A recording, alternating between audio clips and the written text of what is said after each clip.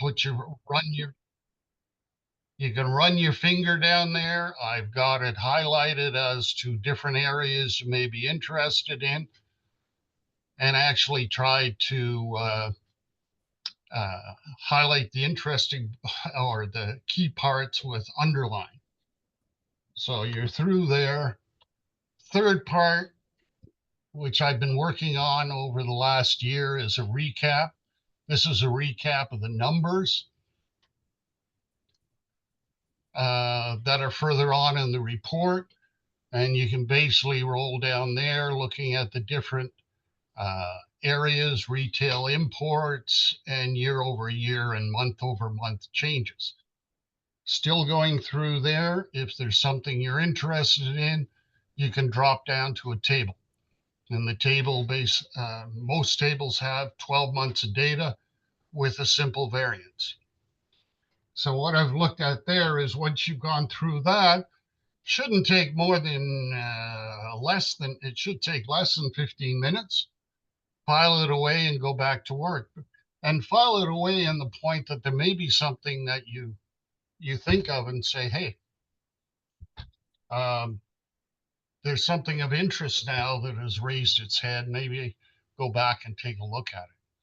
So that's what I meant by going through the whole report in less than 15 minutes. In the January report, I had a few pieces, and one was ocean freight. I haven't touched on that for the last couple of months. And you'll see at the top is, I have underlined, is Freightos weekly update. If this is important to you, there's two companies, Flexport and Freightos. And you can go in and sign up for their weekly update. And they provide numbers as well as an analysis. And it's completely free. Again, like the monthly report, if there's something in there you go, wow, I need to know more about it, you can find out more or give a call to your broker. But what the analysis they do, I find is interesting. They were talking about the de minimis exemption for Chinese imports would be removed. And what they saw, because they are into the freight business, is if this came to be, which is one of the things that Trump pulled back, is there would be a significant drop in the air freight rates. Right now, they're fairly high, and in fact, it's a very tight market. Not a lot of room to go in and use it. So just as a little background, I thought I'd add to this, is de minimis. It allows vendors to send materials to the USA without having a report basic data such as country of origin, manufacturer, if they claim the value is less than $800. This is a big deal. I think there's 6 or 7 Chinese companies, which you may have heard of, Temu, Wish, AliExpress, etc., live on this. They ship from China directly to the client, and they avoid all of the tax, all of the limitations, tariffs, and so forth. So it's a really big deal to these companies. And I just kind of put a reminder here as Canada. Now they believe if Trump goes ahead with the 25% tariff, that he'll also do the same thing of reducing or eliminating the de minimis exemption for Canada, which does affect a number of online retailers. Now, Canada, for example, our custom duties, it kind of runs 150 or less, and this is just kind of a reminder. And sales and excise tax have a value of duty of 40 or less. So it's much less, but it's also because we have the GST on there. Okay, to charge the GST, you're going to have to go through all the work. You might as well charge any other duties that are there. Now, this piece new is something also I picked up from the weekly report from Freightos, is it has come out as a recommendation, which they say they're going to look at over the next 2 weeks. And I can only imagine whose recommendation is up to a 1.5 million per port call for any operator with even one Chinese built ship, or 500,000 to a million per port call. And that's, of course, Chinese ships coming into American harbors. And strangely, depending on the percentage of Chinese built ships in the fleet, uh, seems a bit convoluted. But how it may help us here is this: if it goes into effect, they anticipate ocean carriers will try to divert some shipments through Canada and Mexico ports and then move them via rail and trucking. However, these ports have limited capacity. We already have some problems in capacity in the ports, and this could even make it worse for Canadians. Now, a bit of an update. Hey, Bob, there's a question. Mm-hmm. Says the ocean freight drops of 3%. Is that just versus last week? Yes.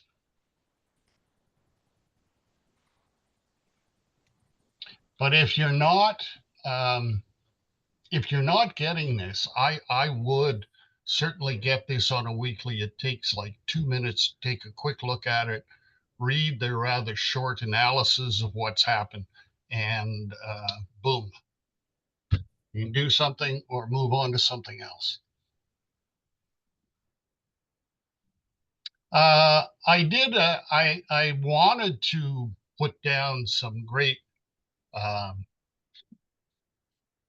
I don't know,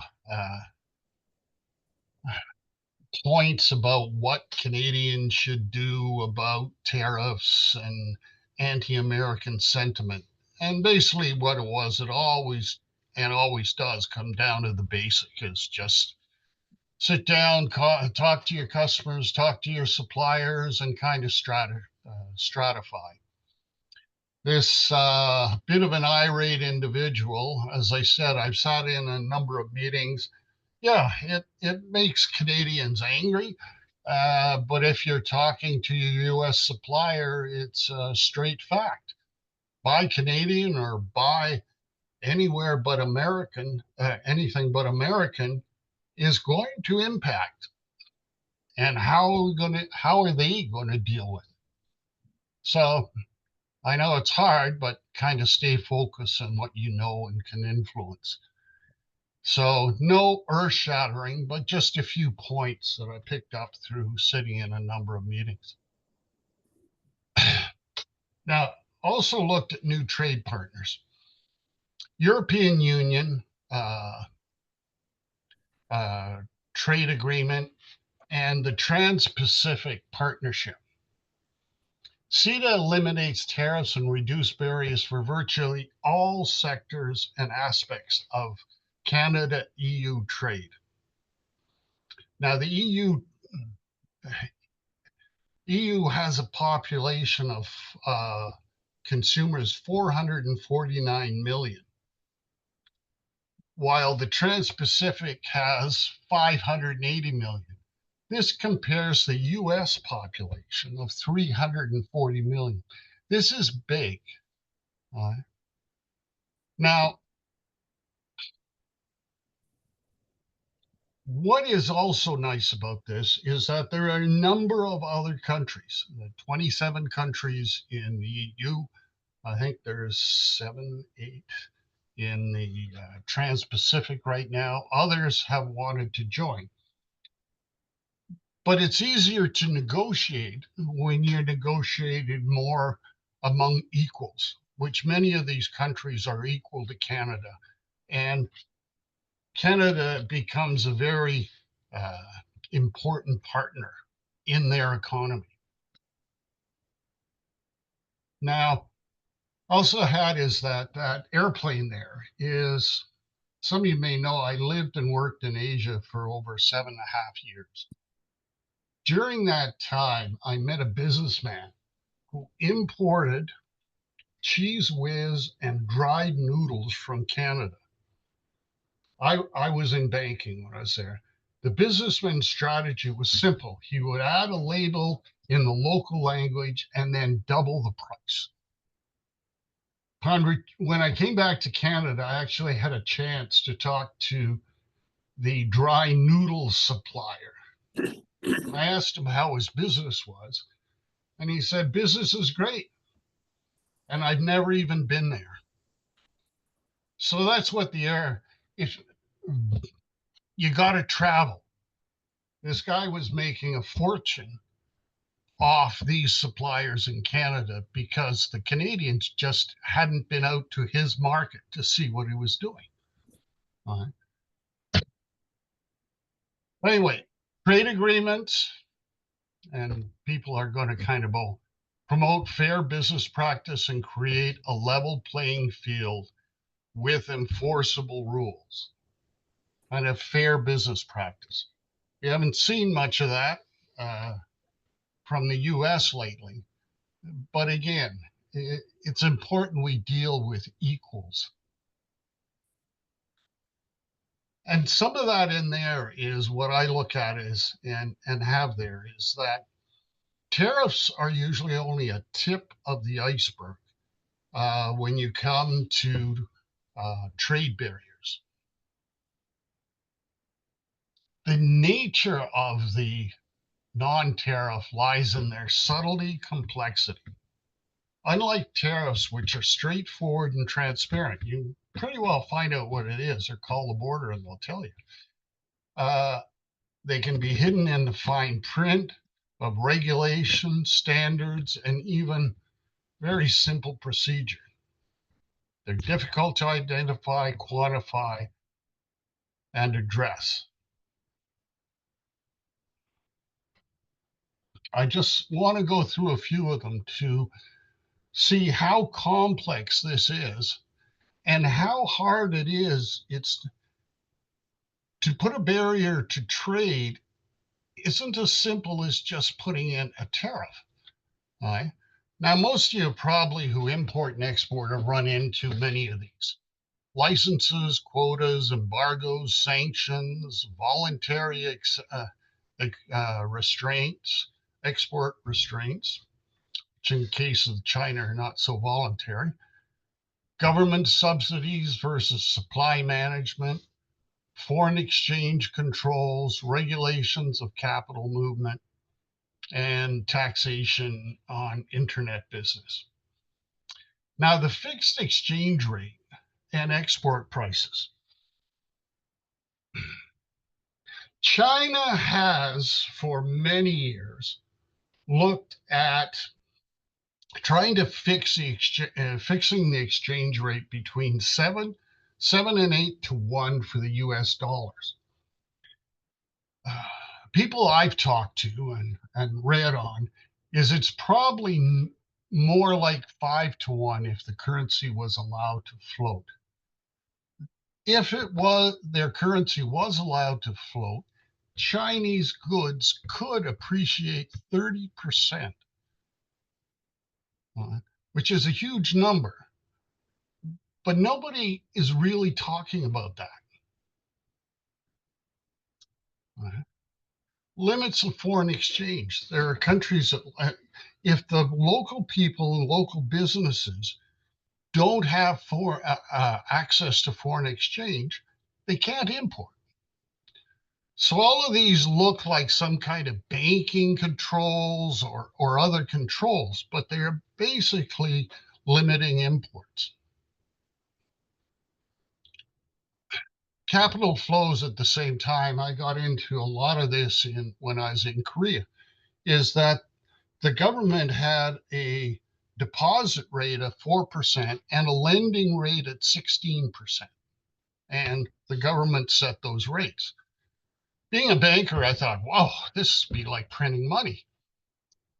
But not so. You needed special authority to bring capital in, and there were a lot of requirements. They were rarely agreed to. So that controlled interest rates and so forth. Uh, uh, just a few other ones, of course, the European subsidy of European airlines. China ruled that all avocados coming from countries such as Kenya had to be frozen to 30 degrees centigrade and peeled before shipping, which basically destroys the avocado. Many of those have been done uh, all over the world. As you hear here in Serbia and that, they just delay things at the border until the fresh fruit and produce has spoiled. China subsidizes subsidies for their car industry. I read one thing that they support their car industry. There's 20 or 30 different things that they actually do. It's just not as simple as follow the money. There are all sorts of items.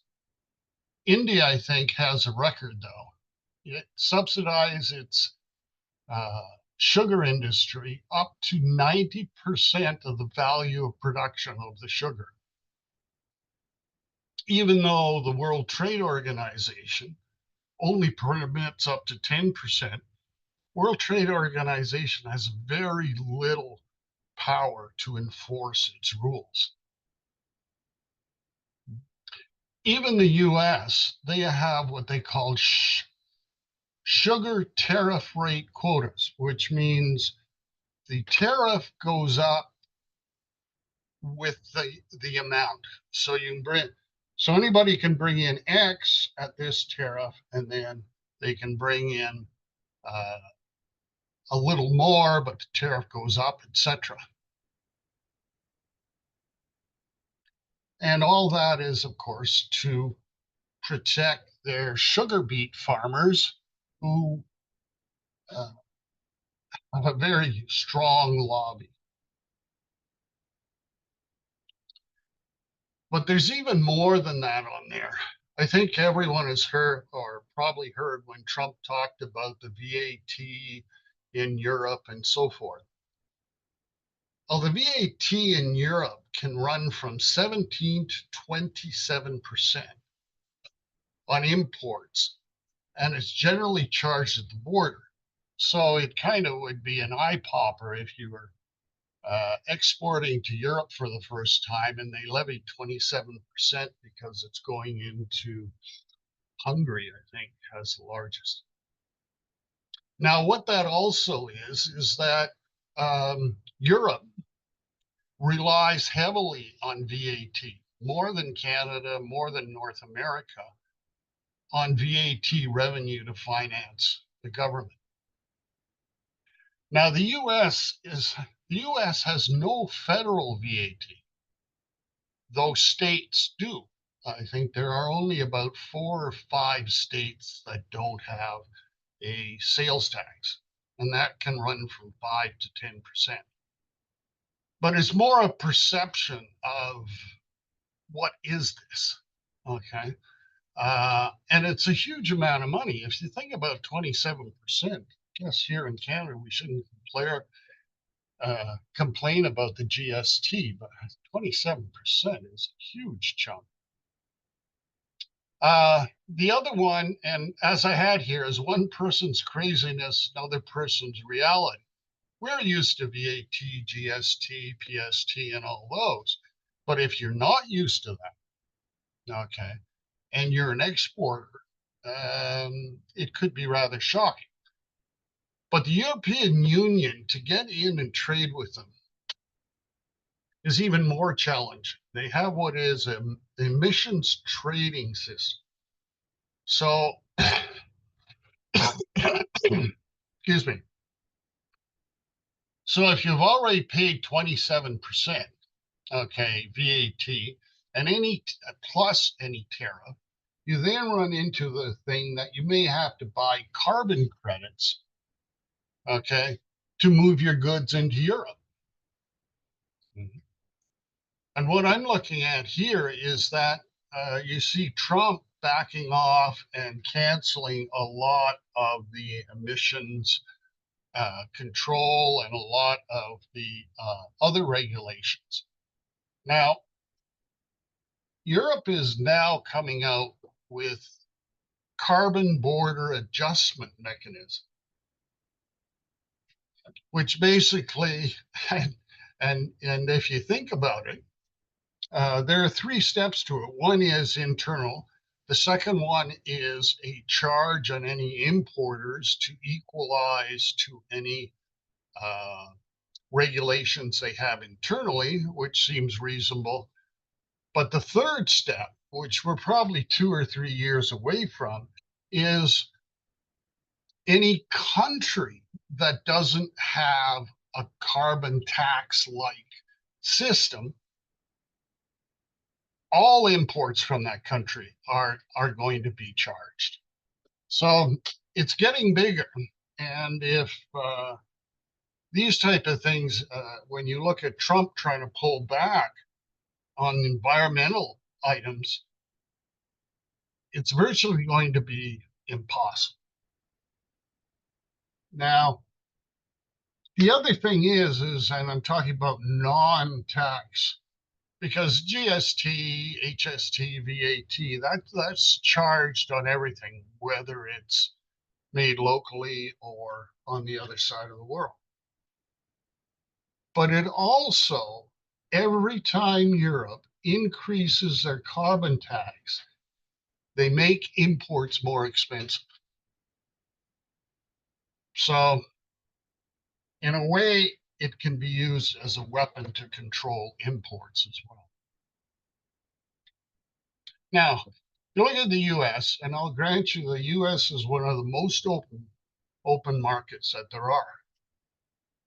80% of imports are subject to some non-tariff barrier.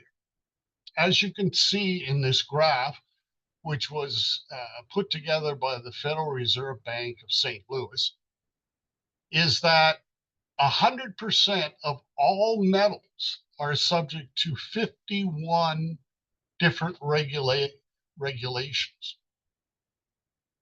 So that while some may health and safety to the consumers, you get question of technical barriers to trade, pre-shipment inspection, and just charges tax.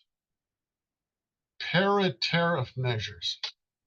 I love the words everybody comes up. Nobody wants to say tariffs. But everybody does it. And if you're trying to get free trade or try and regulate something like that, these things, as I put before, become very insidious and maybe even greater barriers than tariffs. But Canada, we just took of the US, Canada Free Trade Agreement. And this is one of the things I started looking at because I look at Europe, I look at Canada, I look at the US, try and compare and see there, is when you come to Canada, in many ways, you start shaking your head. Right? Canada Free Trade Agreement could potentially more than compensate for the US 25% tariffs, could lower prices by up to 15%, boost productivity by up to 7%, and add up to 200 billion to the domestic economy. I know that people are working on it, and I know it kind of opened a lot of people's eyes and said, oh, we've got to do something about it. But until you get into the detail on the construction industry or environment regulations, I'm sure all of you kind of come up against them. They're different for every province, and some significant. Mining and agriculture, transportation, logistics. You kind of wonder, well, what's going to be, what's in there? Labor mobility. We hear about the doctors, nurses, and so forth. but it goes everywhere. And are there actually tariffs between provinces? They are. They just call it something else. So I found it interesting. In early 2002, when BC was hit by a drought, Alberta farmers stepped in to share their healthy harvest. The trucks transporting the hay between the two provinces hit a snag, having to follow BC load safety regulations. And in fact, it's not saying, oh well, just carry less hay.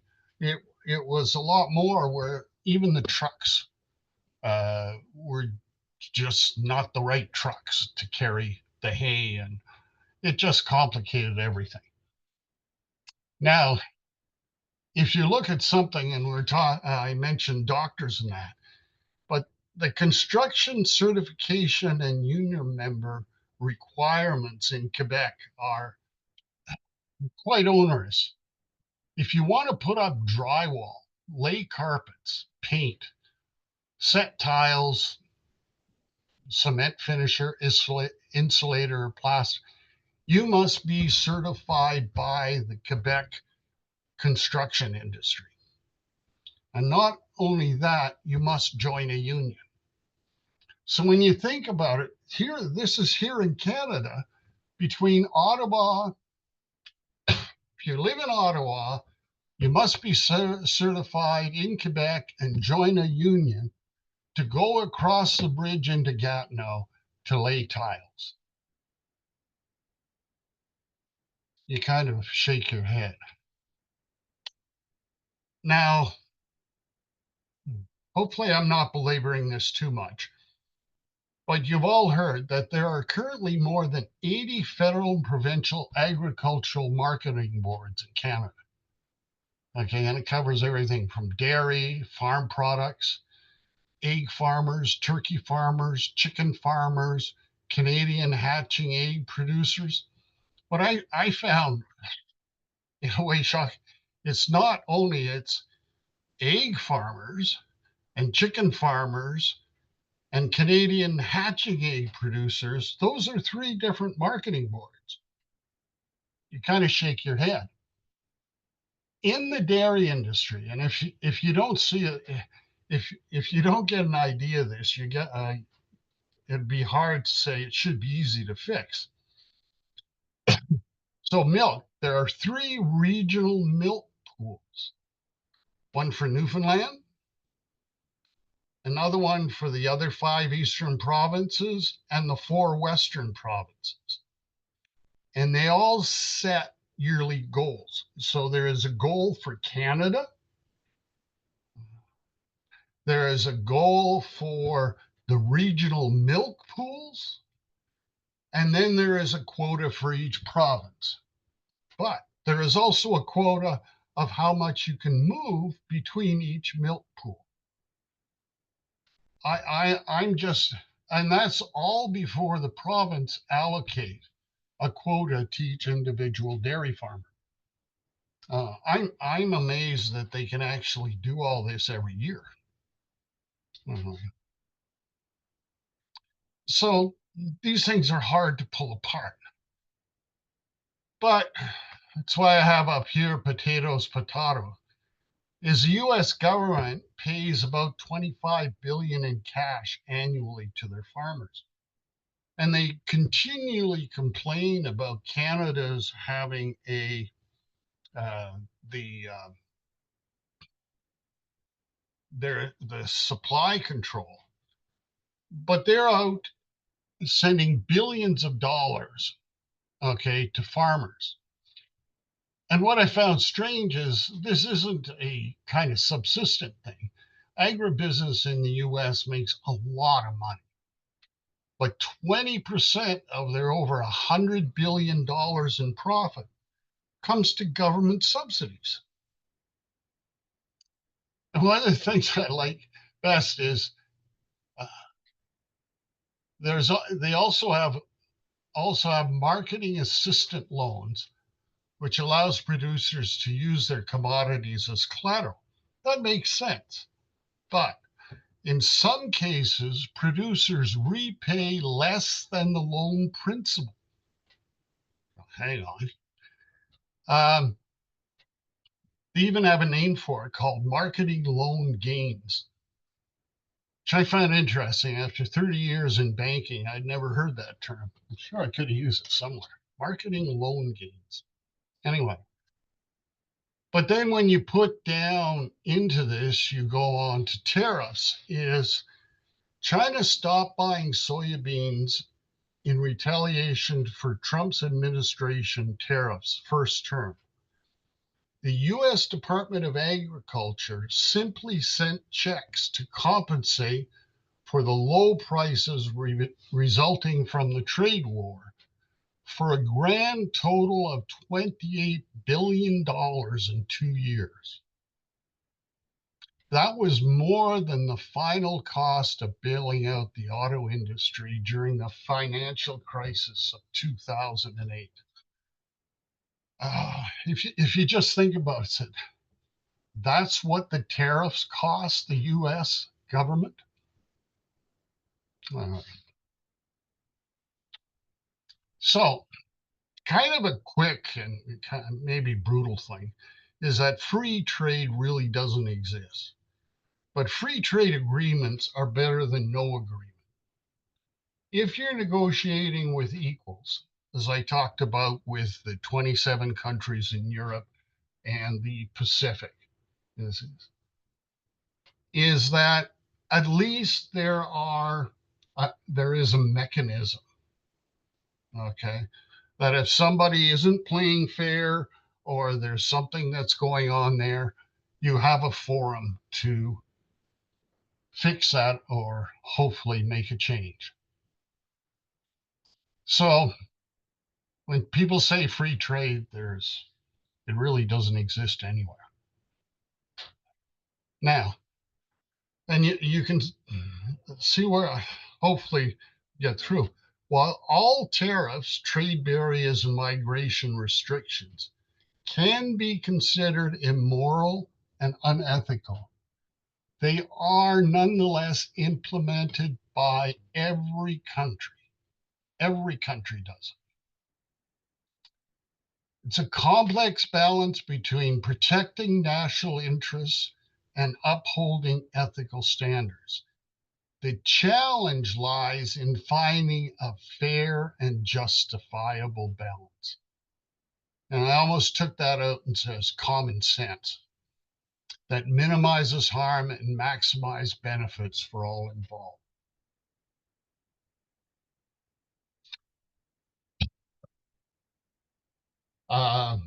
And on a previous slide, Canada also implements them between provinces, often limiting trade and workers that live less than 1 kilometer apart. All right.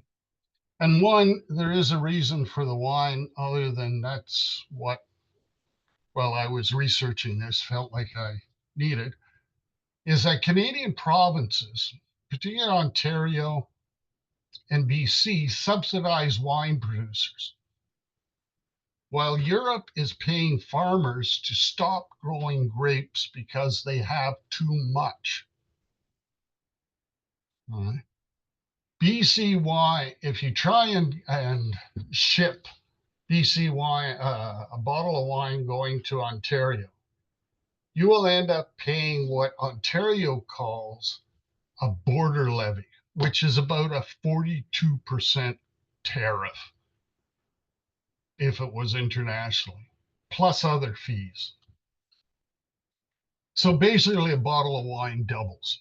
Now, when you think about it a little deeper, you go, hang on, even at $10 or $11 in BC coming out of the producer, that's still a very high price and it's very inefficient. You can get a comparable wine for $4 to $6 from France and Italy. So all of this is, people, I add this, you add that, and so forth. So it's coming back and it's really what I'm looking at is a lot of common sense. We can fix many of our own problems in Canada, or the economic problems. But we really have to look at things and just use a little common sense. What I wanted to do with this presentation was kind of giving a broader look at barriers to trade, and hopefully get people thinking more about these details to fix rather than getting all emotional, and which is why a lot of these barriers came, is to protect nationally. Anyway, that's the presentation. If you want a copy of the presentation, um, or have any questions, I believe this has been taped, but I think a lot of information we need to know more about, and the details of trade barriers. That's it. If there's any questions.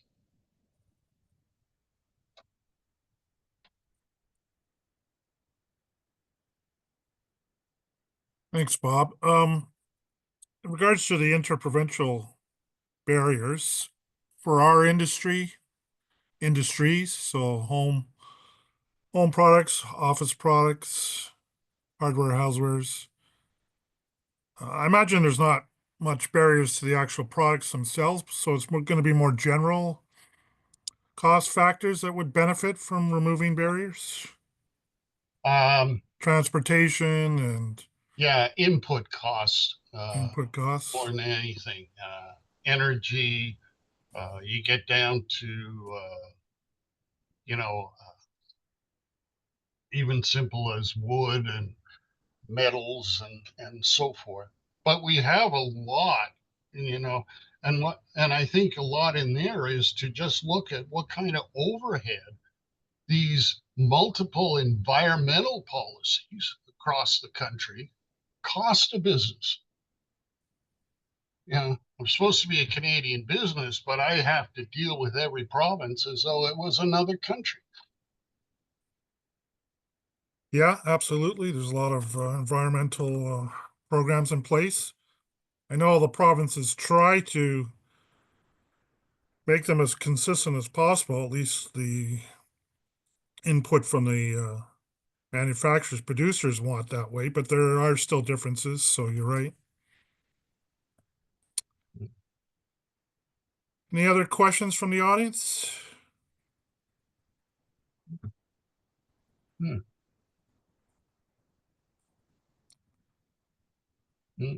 No, I think you. So I guess it'll be interesting as we come up to March 4th, and just to see, hopefully somebody, or it would be somebody better than me, can look at the detailed book if the 25% comes in, and how it's calculated and so forth. Like, how do you is that car Canadian or is it American? And how do you decide based on input costs? Oh, do you tax all of it? Is the tariff on all of it, or just the Canadian part? Yeah, well, I think it's all if all those input uh, products are involved, that every time it crosses the border, that it's going to get hit with a tariff. So That's right. But there is also a mechanism for uh, getting a refund of input costs. So it it it it would take, normally a change like this would probably take a year or two to implement. that's why we have you to figure this all out for us, Bob. Yeah. You know that guy going crazy and blowing up? That's going to be you. It's going to be me. Okay.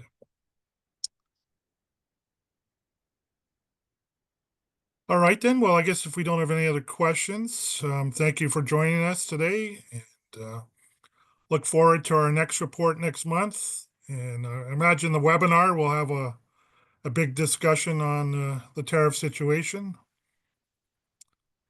I hope so. or not. Or not. I Like suppose, it was hard to try. Like everything has been said, you can think about tariffs, and that's why I try to look at it as a much broader issue as barriers to trade. yeah. Well, like I said, as far as counter tariffs, we'd only seen the initial lists, but we weren't aware of what was going to be on the secondary list. So, Yeah, anyways, hopefully it won't come to that, but it sure sounds like it is. So, all right, have a great day, everyone, and look forward to seeing you on a future webinar. Have a and great if you're day. in Ontario, go out and vote. Yes, 3 times like Bob did. So, Yep, yep, going out again. okay, take care, everyone. Cheers.